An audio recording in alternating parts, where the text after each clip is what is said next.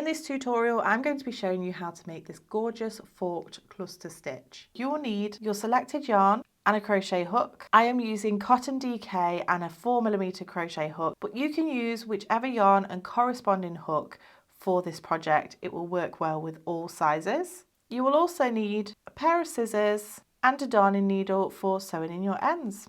Okay, let's get started. We're going to begin by creating your slip knot, and you can do this in whichever method you prefer. Go ahead and insert your crochet hook, and this stitch pattern calls for a multiple of one, so any number of chains, but you are going to add 4 at the end. So I'm going to do my swatch. So I'm going to continue to chain, pause the video, work your number of chains, and then meet me back once you're ready. So I've just chained 30, and now I'm going to add an additional 4. 1, 2, 3, and 4. And then we're going to start our row 1. So row 1 is going to go straight into our forked cluster stitch.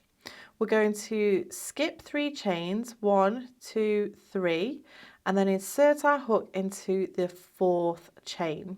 So first of all, we're going to yarn over and insert our hook into that 4th chain from the hook. Yarn over and pull through. You will have 3 loops on the hook. We're then going to yarn over and go into the next chain. Yarn over and pull through. You'll have 5 loops on the hook.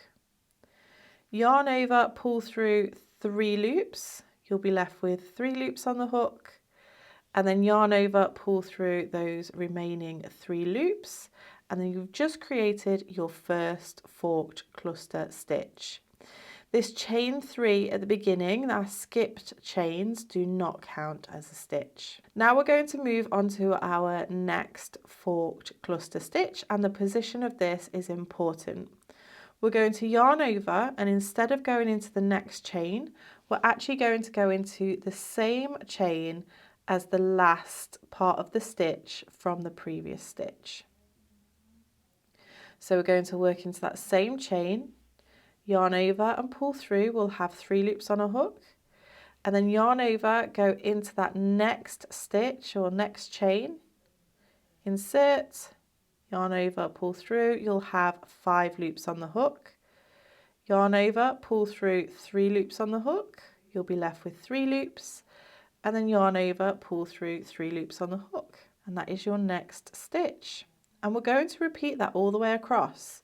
So yarn over, go into the same chain as your last stitch, yarn over, pull through, yarn over, go into the next chain, yarn over, pull through, 5 loops on the hook, yarn over, pull through 3 loops, and then yarn over, pull through 3 loops.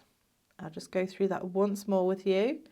Yarn over, insert your hook into the same chain as your last stitch, 3 loops on the hook, yarn over into the next chain, yarn over, pull through, and then you'll have 5 loops on your hook, yarn over, pull through 3 loops on the hook, and then yarn over, pull through 3 loops on the hook.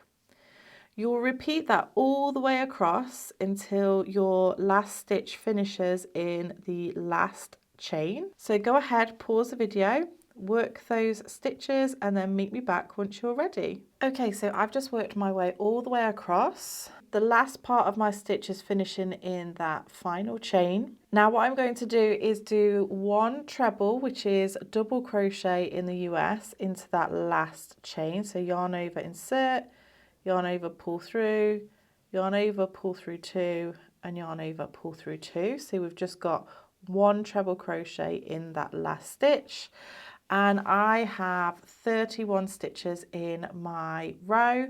So remember, we're not counting this this turning chain just here.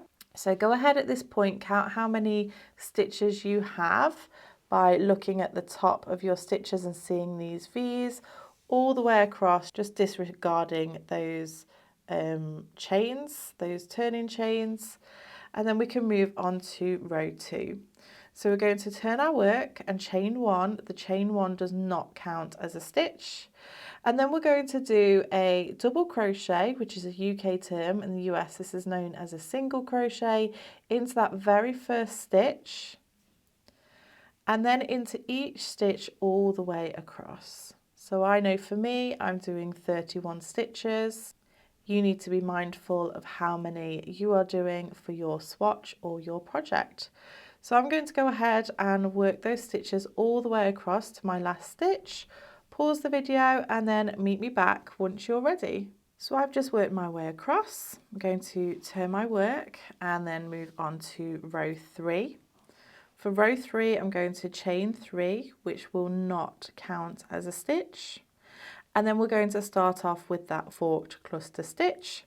So it's yarn over, we're going to start off in that very first stitch, yarn over and pull through, and then yarn over, go into that next stitch, yarn over and pull through, 5 loops on the hook, yarn over, pull through all 3 loops, and then yarn over, pull through all 3 loops again.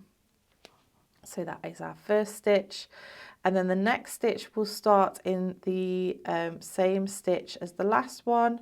So going into that stitch, yarn over, pull through, yarn over into the next stitch, yarn over, pull through, yarn over, pull through 3, and then yarn over, pull through 3. And we'll continue that all the way across until our last stitch falls into the last stitch of the row. So go ahead, pause the video, work that all the way across into your last stitch, and then meet me back once you're ready. Okay, so I've worked my way across. I have checked the amount of stitches that I have, and I have 30 of the forked cluster stitches. And then my last stitch is going to be in the same stitch as the last, so the very last stitch of the row, and we'll do a treble crochet, which is a double crochet in US terms. So from this point forward, it's a row repeat. You're going to repeat rows 2 and 3 until you get to your desired height. I'm going to go ahead and build a few more rows so that you can see what it looks like, but you can rewind the video if you need to repeat those steps. Okay, so I've just built a few more rows now, and this is what it's looking like. And what I find really nice about this stitch is that it looks beautiful both on the back of the work and also the front of the work. So you can choose which way you want to have it for your particular project. I really like this ridge side. I think it looks absolutely stunning. Gives a really lovely effect. It is a really dense stitch, so it is a little bit of a yarn eater, but I think we can forgive it because it's just so stunning. So if you like this stitch and are looking for more, which are a little bit similar, then I think you also might like this stitch here.